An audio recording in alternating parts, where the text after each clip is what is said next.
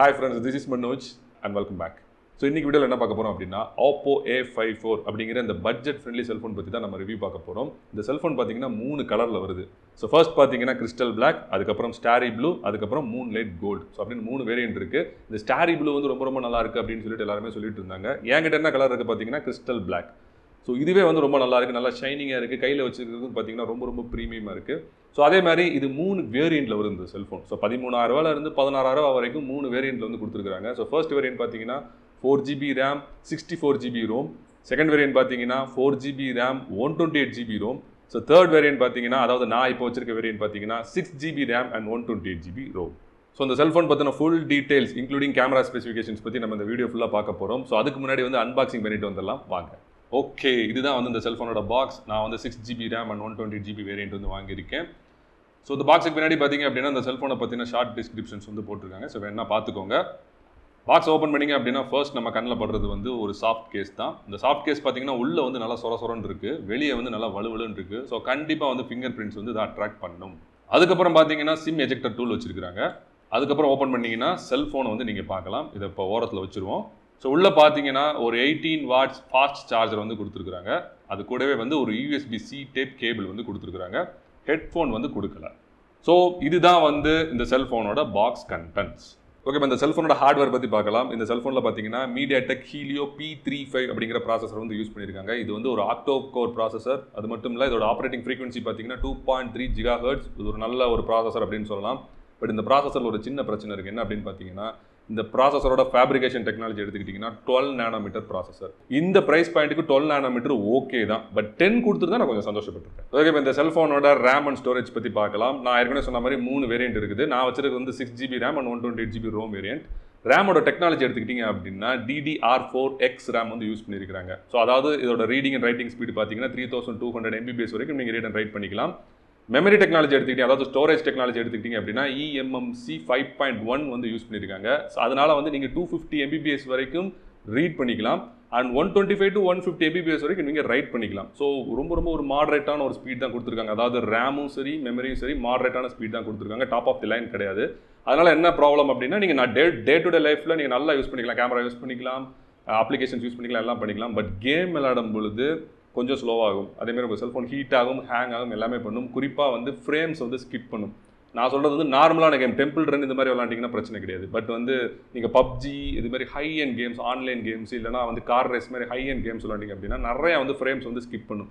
அதனால் என்ன நடக்கும் அப்படின்னா, நீங்கள் ஒருவேளை பப்ஜி விளாண்டுட்டீங்க அப்படின்னா நீங்கள் எதிர்த்தாப்பில் காலை சுடுறதுக்கு முன்னாடி அவன் உங்களை சுட்டுவான். ஏன்னா ஃப்ரேம் வந்து ஸ்கிப் ஆகிட்டே இருக்கும்.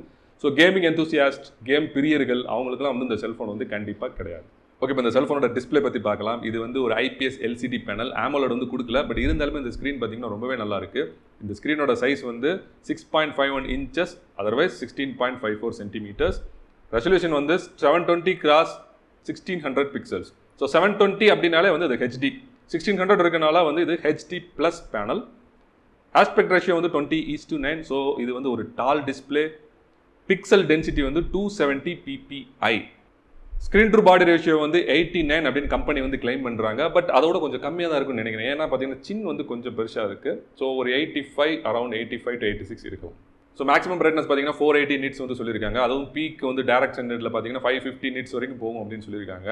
நான் பார்த்த வரைக்கும் டைரக்ட் சன்லைட்டில் பார்த்தீங்கன்னா ரொம்ப பிரைட்டாகவும் இல்லை, சுத்தமாக தெரியாமலும் இல்லை, ரெண்டுத்துக்கு நடுவில் இருக்குது. ஓரளவுக்கு டீசெண்டாக இருக்குது. அதாவது நீங்கள் கேமராலாம் ஆன் பண்ணீங்க அப்படின்னா சுத்தமாக வந்து ஒன்றுமே தெரியலை. பட் நீங்கள் டெக்ஸ்ட் ரீட் பண்ணுறீங்க, வாட்ஸ்அப் ரீட் பண்ணுறீங்க, இல்லை வேறு ஏதாவது டாக்குமெண்ட் ரீட் பண்ணுறீங்க அப்படின்னா ரொம்பவே நல்லா தெரியுது.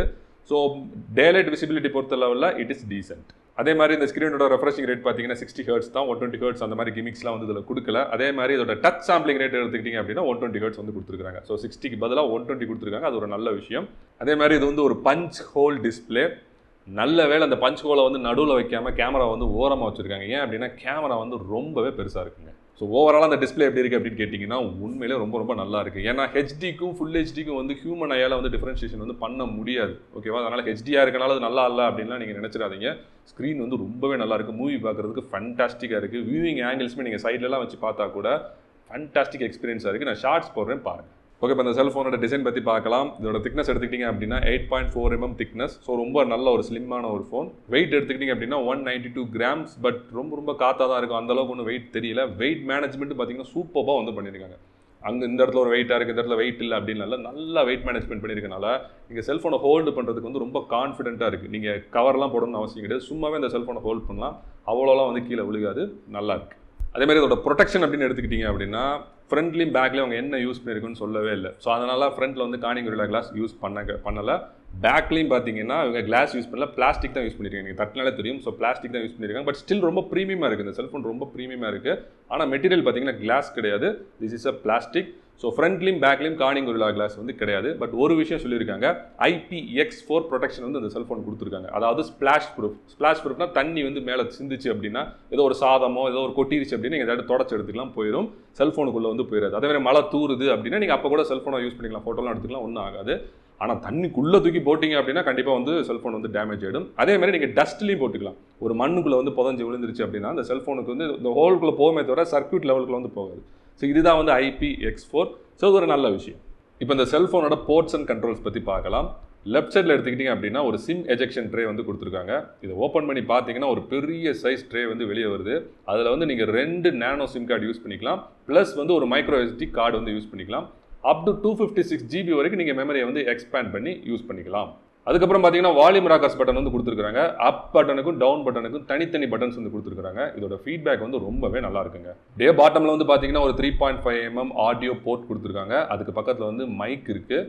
அதுக்கு பக்கத்தில் வந்து ஒரு USB-C டைப் சார்ஜிங் போர்ட் இருக்குது. லாஸ்ட்டாக பார்த்தீங்கன்னா ஒரு ஸ்பீக்கர் கிரில் வந்து இருக்குது. இது வந்து ஒரு மோனோ ஸ்பீக்கர், 2 ஸ்பீக்கர் வந்து இதில் கொடுக்கல, ஒரே ஒரு ஸ்பீக்கர் தான் கொடுத்துருக்காங்க. பட் ஸ்டில் இந்த ஸ்பீக்கர் பார்த்தீங்கன்னா நல்லா லவுடராகவே இருக்குது. அது மட்டும் இல்லை, வாய்ஸும் பார்த்தீங்கன்னா நல்லா கிறிஸ்டல் கிளியராக வந்து இதில் கேட்குதுங்க. அப்படியே ரைட் சைடு வந்து பார்த்தீங்கன்னா ஒரே ஒரு பட்டன் கொடுத்துருக்காங்க. This is a hybrid button.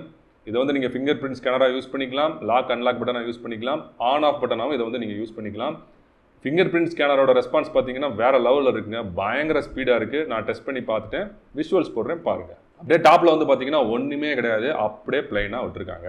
Okay, இப்போ இந்த செல்ஃபோனோட பேட்டரி பற்றி பார்க்கலாம். இதில் பார்த்தீங்கன்னா 5000 mAh மேசிவ் பேட்டரி வந்து கொடுத்துருக்காங்க. Coupled with 18 watt fast charging வந்து கொடுத்துருக்காங்க. ஸோ 18 வாட்டுங்கிறது ஒரு சூப்பர் ஃபாஸ்ட் சார்ஜிங் வந்து கிடையாது, ஏன்னா 2 amps தான் வந்து கரண்ட் உள்ளே போகுது. அப்படிங்கிறனால ரொம்ப ஸ்பீடெல்லாம் வந்து சார்ஜ் ஆகாது. 0 to 100 எடுத்துக்கிட்டிங்க அப்படின்னா கிட்டத்தட்ட பார்த்தீங்கன்னா 2.5 மணி நேரத்துலேருந்து 2.25 மணி நேரம் ஆகுது. ஸோ 2 hours 45 minutes ஆகுது கம்ப்ளீட்டாக சார்ஜ் ஆகி முடிக்கிறதுக்கு. பட் ட்ரைனிங் பார்த்தீங்கன்னா ரொம்ப ஸ்லோவாக தான் இருக்குது. நீங்கள் வந்து அபோவ் ஆவரேஜாக யூஸ் பண்ணக்கூட, அதாவது வீடியோ பார்க்குறேன், நான் யூடியூப் வீடியோஸ் பார்ப்பேன், ஃபோட்டோ எடுப்பேன், சோஷியல் மீடியாலாம் இருக்கேன், அப்படிலாம் நீங்கள் யூஸ் பண்ணால் கூட 1.5 நாள்லேருந்து 2 நாள் வந்து சாலிடாக வந்து இந்த செல்ஃபோன் வருது. அவ்வளோ ஈஸியாக வந்து பேட்டரி வந்து ட்ரெயின் ஆக மாட்டேங்குது. ஸோ இது வந்து ஒரு சூப்பரான battery centric phone. Network and connectivity, network பார்த்தீங்கன்னா இது 5G ஃபோன் கிடையாது, 4G மட்டும் தான் சப்போர்ட் பண்ணும். 4G வந்து இந்தியன் பேண்ட்ஸ் எல்லாமே சப்போர்ட் பண்ணும். 2 சிம் கார்டுமே டூயல் ஸ்டாண்ட் பைல, எல்லா சிம் கார்டும் எல்லா பேண்டும் சப்போர்ட் பண்ணும். So nothing to worry. அதே மாதிரி கனெக்டிவிட்டி வந்து Wi-Fi 2.4 GHz சப்போர்ட் பண்ணும், Wi-Fi 5.8 GHz சப்போர்ட் பண்ணும். ஸோ டூயல் பேண்டில் வந்து Wi-Fi வந்து ஒர்க் ஆகிறனால உங்களுக்கு சிக்னல் லாஸ்ங்கிற பேச்சுக்கே வந்து இடம் கிடையாது. ஷார்ட் ரேஞ்சும் ஒர்க் ஆகும், லாங் ரேஞ்சும் ஒர்க் ஆகும். ஸோ நீங்கள் ஹாட்ஸ்பாட்டாக யூஸ் பண்ணால் கூட உங்களோட இதோட கனெக்ட் பண்ணியிருக்க டிவைசஸ்லாம் வந்து நீங்கள் ரொம்ப லாங் டிஸ்டன்ஸ் வரைக்கும் தூக்கிட்டு போய் யூஸ் பண்ணிக்கலாம். This is a fantastic option at this price point. So security வந்து ஃபிங்கர் பிரிண்ட் ஸ்கேனர் வந்து கொடுத்துருக்காங்க, சைட் மவுண்டடாக கொடுத்துருக்காங்க, ஆன் போர்டில் வந்து கொடுக்கல. ஏன்னா வந்து AMOLED பேனல் கிடையாது, அதனால் வந்து சைடில் தான் கொடுத்துருக்காங்க, which is incredibly fast. Just தொட்டோன்னே டப்புன்னு ஓப்பன் ஆகுது. அதேமாதிரி ஃபேஸ் லாக் அண்ட் அன்லாக்கும் கொடுத்துருக்காங்க, அதுவும் பார்த்தீங்கன்னா செம்ம ஸ்பீடாக இருக்குது, நத்திங் டு கம்ப்ளைண்ட். ஆப்போ வந்து ஏற்கனவே இதில் வந்து சாதனை படைச்சிட்டாங்க, அதனால் வந்து நம்ம இது நல்லா தான் இருக்கும், நம்ம அதை ரிவ்யூ பார்க்கவே தேவையில்லை. பட் முக்கியமான விஷயம் என்ன அப்படின்னு பார்த்தீங்கன்னா, இந்த ஃபிங்கர் பிரிண்ட் ஸ்கேனரும் சரி, ஃபேஸ் ரெகக்னிஷனும் சரி, ஜஸ்ட் வந்து இந்த லாக் அன்லாக் மட்டும் கிடையாது, நீங்கள் வந்து ஆப்பையுமே வந்து லாக் அன்லாக் வந்து யூஸ் பண்ணிக்கலாம், which is a fantastic feature. Okay, இப்போ இந்த செல்ஃபோனோட கேமராஸ் பற்றி பார்க்கலாம். ஸோ பேக் சைடில் பார்த்தீங்கன்னா ஒரு ட்ரை கேமரா செட்டப் வந்து கொடுத்துருக்காங்க. ஃபர்ஸ்ட் பார்த்தீங்கன்னா ஒரு 13 மெகாபிக்சல் கேமரா வந்து இருக்குது. இதோட ஆப்பர்ச்சர் வந்து f2.2. இதோட சென்சார் சைஸ் வந்து 1/3.0. ஆக்சுவலாக 1/2.0 கொடுத்துருந்துருக்கலாம், ஒரு ஹாஃப் சைஸ் சென்சார் வந்து கொடுத்துருக்கலாம். பட் அதை விட அது சின்னது, 1/3.0 கொஞ்சம் டிசப்பாயிண்டிங்காக தான் இருக்குது. அதேமாதிரி இதோட ஃபோக்கல் லென்த் பார்த்தீங்கன்னா 25 mm, ஒரு moderately wide angle camera. Second camera வந்து ஒரு 2 மெகாபிக்சல் கேமரா. இதோட ஆப்பர்ச்சர் வந்து f2.4. இது வந்து ஒரு மேக்ரோ கேமரா, அதாவது சப்ஜெக்ட்ஸ்லாம் வந்து கேமராலேருந்து ஒரு 4 சென்டிமீட்டர் வரைக்கும் நீங்கள் தள்ளி வச்சு எடுக்கலாம். ஒரு இது மாதிரி ஒரு மைக்ரோஸ்கோப் மாதிரி பெருசாக பூதாகரமாக வந்து உங்கள் இமேஜஸ்லாம் தெரியும். நான் சாம்பிள் போடுறேன் பாருங்கள். தேர்ட் கேமரா வந்து ஒரு 2 மெகாபிக்சல் கேமரா. இதோட ஆப்பர்ச்சர் வந்து f2.4. இது வந்து ஒரு டெப்த் கேமரா, அதாவது போர்ட்ரேட் எடுக்கும் பொழுது சப்ஜெக்ட் மட்டும் தனியாக தெரியும், சப்ஜெக்டையும் பேக்ரவுண்டையும் செப்பரேட் பண்ணிடும். ஸோ பேக்ரவுண்ட் பார்த்தீங்கன்னா பிளர் ஆகி ஒரு பொக்கே எஃபெக்ட் மாதிரி தெரியும். அதுதான் வந்து டெப்த் சென்சார். ஃப்ரண்ட்டில் பார்த்தீங்கன்னா ஒரு 16 megapixel punch hole camera வந்து கொடுத்துருக்காங்க. இதோட ஆப்பர்ச்சர் வந்து f2.0. இதோட ஃபோக்கல் லென்த் வந்து நமக்கு தெரியல, ஆனால் ஃபீல்ட் ஆஃப் வியூ எடுத்துக்கிட்டிங்க அப்படின்னா 79.3, அதாவது அப்ராக்சிமேட்டாக it should be 26 or 27 mm வந்து ஃபோக்கல் லென்த்து. என்னை பொறுத்தளவில் 26-27 mm கொஞ்சம் டைட்டாக தான் இருக்கும். நானும் அதான் ஃபீல் பண்ணேன். நீங்கள் ஒரு ஆள் இல்லைனா 2 ஆள் நின்று வந்து குரூப் ஃபோட்டோ எடுத்துக்கலாம். ஒரு 5 பேர் 6 பேருக்கு மேலே ஃப்ரேம் வந்து கவர் ஆகாது. நீங்கள் வந்து செல்ஃபி ஸ்டிக் தான் வந்து யூஸ் பண்ணணும். ஸோ கொஞ்சம் கம்மி பண்ணிக்கலாம், 18 or 16 வந்து கொடுத்துருந்துருக்கலாம். ஓகே, டெக்னிக்கல் டீடைல்ஸ் எல்லாமே பார்த்தாச்சு. இப்போ இந்த செல்ஃபோனில் எனக்கு பிடிச்ச விஷயங்கள் மற்றும் பிடிக்காத விஷயங்களை பற்றி நான் ஷேர் பண்ணிக்க போகிறேன். ஃபர்ஸ்ட் வந்து எனக்கு பிடிக்காத விஷயத்தை நான் சொல்லிடுறேன். நம்பர் 1 என்ன அப்படின்னு பார்த்தீங்கன்னா, இந்த செல்ஃபோனோட கேமரா தான். அஃப்கோர்ஸ் இந்த ப்ரைஸ்க்கு நான் கம்ப்ளைண்ட் பண்ணக்கூடாது, பட் நான் இருக்கிறத அப்படியே சொல்லிடுறேன். ஓகே, ஸோ ஃபோட்டோ பார்த்தீங்கன்னா ரொம்ப ஆவரேஜாக தான் இருக்குது. நிஜத்தில் பார்க்குறதுக்கும் ஃபோட்டோ எடுத்து செல்ஃபோனில் பார்க்குறதுக்கும் நிறைய டிஃப்ரென்ஸ் இருக்குது. கலர் சயின்ஸ் ஃபோட்டோ விட்டுருக்காங்க, பிங்கிஷாக தெரியுது. எல்லா இமேஜும் பார்த்தீங்கன்னா கிட்டத்தட்ட பார்த்தீங்கன்னா பிங்கிஷ் ஒரு பர்பிளிஷாக வந்து இமேஜஸ்லாம் வந்து தெரியுது. அதே மாதிரி கொஞ்சம் லைட்டு கம்மியானா கூட இமேஜோட ஷார்ப்னஸ் வந்து போயிடுது. நிறைய கிரெயின்ஸ் வந்து இமேஜில் வர ஆரம்பிச்சிருது. கொஞ்சம் ஜூம் பண்ணால் கூட எட்ஜஸ்லாம் வந்து வாட்டர் கலர் எஃபெக்ட் வந்து கொடுக்குது. அதேமாதிரி ஜூமும் பார்த்தீங்கன்னா 1x 2x and 5x வரைக்கும் தான் எனக்கு ஜூம் பண்ணிக்க முடியும். அதுக்கு மேலே ஜூம் வந்து ஃபோட்டோலையும் கிடையாது, வீடியோலையும் கிடையாது. இதுவுமே பார்த்தீங்கன்னா இவங்க வந்து ஆப்டிக்கல் ஜூம் கிடையாது, டிஜிட்டல் ஜூம் தான் கொடுத்துருக்காங்க நான் நினைக்கிறேன். ஏன்னா அந்த ஜூம் குவாலிட்டி பார்த்தாலே தெரியுது அந்த அளவுக்கு வந்து நல்லா இல்லை. முக்கியமான விஷயம், இதில் வைட் ஆங்கிளே வந்து கிடையாது. வைட் ஆங்கிள் கேமரா இல்லை, அதனால வைட் ஆங்கிள் ஆப்ஷனே அதில் கிடையாது. நீங்கள் வந்து அந்த 1xல இருக்கிறது அந்த 25 mm ஃபோக்கல் லென்த் எவ்வளோ இருக்கோ அது மட்டும் தான் உங்களால் எடுக்க முடியும். இன்னொரு விஷயம் நான் நோட் பண்ணேன், ஃபோட்டோ மோடில் மட்டும் நீங்கள் ஃபில்டர்ஸ் சேஞ்ச் பண்ணும் பொழுது, ஒரு ஃபில்டரில் வச்சு ஃபோட்டோ எடுத்துட்டு அடுத்த ஃபில்டர் நீங்கள் சேஞ்ச் பண்ணும் பொழுது ஒரு லேக் இருக்குது. நல்லா சிக்னிஃபிகண்ட்டாக அந்த லேக் இருக்குது. அந்த லேக் ஆகிறது நல்லாவே தெரியுது. இது ஃபோட்டோ மோடில் மட்டும் நான் நோட் பண்ணேன். வீடியோ மோடில் அது வரலை. ஓகே, வீடியோ ஷூட் பண்ணிவிட்டு நீங்கள் இன்னொரு வீடியோக்கு மூவ் பண்ணும்பொழுது ஃபில்டர் மாற்றும்பொழுது அந்த பிரச்சனை வரல, பட் ஃபோட்டோ மோடில் வருது. அதுக்கப்புறம் வீடியோவோட ரெசல்யூஷன் 4K வந்து கொடுக்கல. இந்த ப்ரைஸ் பேட்டுக்கு நான் ஒத்துக்கிறேன், 4K வந்து கொடுக்கல. ஆனால் 1080p and 720p பார்த்தீங்கன்னா 30 frames per second மட்டும்தான் நீங்கள் எடுக்க முடியும். 1080pயும் 720pயும் 30 ஃப்ரேம்ஸ்க்கு மேலே கொடுக்கவே இல்லை. அவங்க அப்படியே வந்து கம்மி பண்ணிட்டாங்க. ஸ்லோ மோஷனும் சரி, டைம் லேப்ஸும் சரி, அவங்க கொடுக்குற ரெசல்யூஷன் அண்ட் அவங்க கொடுக்குற ஃப்ரேம் ரேட்டில் மட்டும்தான் நீங்கள் ஷூட் பண்ண முடியும். நானே பார்த்தீங்கன்னா டைம் லேப்ஸும் சரி, ஈவன் ஸ்லோ மோஷன் ஷூட் பண்ணிவிட்டு என் பொண்ணுகிட்ட காட்டுறேன், அதுவே சொல்லுது ஏன்னா அது ஸ்லோ மோஷன் மாதிரி இல்லை, நார்மல் வீடியோ மாதிரி தான் இருக்குது அப்படிங்குது. ஸோ ஸ்லோ மோஷனுங்க சுத்தமாக எனக்கு தெரியவே இல்லை. கொஞ்சமாவது ஃப்ரேம் ரேட்டை வந்து கூட்டி கொடுத்துருக்கணும். இந்த ப்ரைஸ் பாயிண்ட்டுக்கு நம்ம கிளைம் பண்ணக்கூடாது தான், பட் ஸ்லோ மோஷன்லாம் ஒரு சாதாரண விஷயங்க, அதையாவது நீங்கள் கொடுத்துருந்துருக்கலாம். ஓகே, இப்போ சொல்ல போகிறது வந்து ஃப்ரண்ட் கேமராவை அதிகமாக யூஸ் பண்ணக்கூடிய நபர்கள், ஃப்ரண்ட் கேமரா யூஸ் பண்ணி வீடியோ எடுக்கக்கூடிய நபர்களுக்கு நான் சொல்கிறேன் என்ன அப்படின்னா, auto focus and auto exposure lock வந்து ஃப்ரண்ட் கேமராவில் பண்ண முடியாது. பேக் கேமராவில் நீங்கள் பண்ணிக்கலாம். ஃபோக்கஸ் அண்ட் எக்ஸ்போஷர் வந்து நீங்கள் லாக் பண்ணிக்கலாம், ஃப்ரண்ட் கேமராவில் பண்ண முடியாது. இதனால் என்ன பிரச்சனை அப்படின்னு நீங்கள் கேட்கலாம். இப்போ நான் கை அப்படி நீட்டேன்னு வச்சிங்களேன், அப்படியே கருப்போம். பின்னாடி எடுத்தேன் அப்படின்னா அப்படியே எக்ஸ்போஷர் வந்து ஒயிட்டாக கொண்டு போகும். இங்கேருந்து இங்கே நவுந்து போனேன்னு வச்சுக்கோங்களேன், அப்படியே இமேஜ் டார்க்லேருந்து ஒயிட்டாகும், ஒயிட்லேருந்து டார்க் ஆகும். ஸோ இதுதான் வந்து எக்ஸ்போஷர் வந்து அப்படியே காம்பன்சேட் பண்ணும் கேமரா. அது பார்க்குறதுக்கு கொஞ்சம் அக்லியாக இருக்கும். ஃப்ரண்ட் கேமராவில் அதை அப்படியே விட்டுருக்காங்க. பேக் கேமராவில் நீங்கள் பண்ணிக்கலாம். ஸோ அதுக்கப்புறமும் சில ட்ராபேக்ஸ் இருக்குது, ஆனால் நான் சொல்லக்கூடாது நியாயப்படி சட்டப்படி. ஏன் அப்படின்னா இதோட ப்ரைஸ் ரேஞ்ச் பார்த்தீங்கன்னா 13,000 to 16,000. ஸோ அதுக்கான குறைகளை மட்டும் தான் நான் சொல்லியிருக்கேன் தவிர நான் ஓவர் அதிகமாகலாம் சொல்லலை.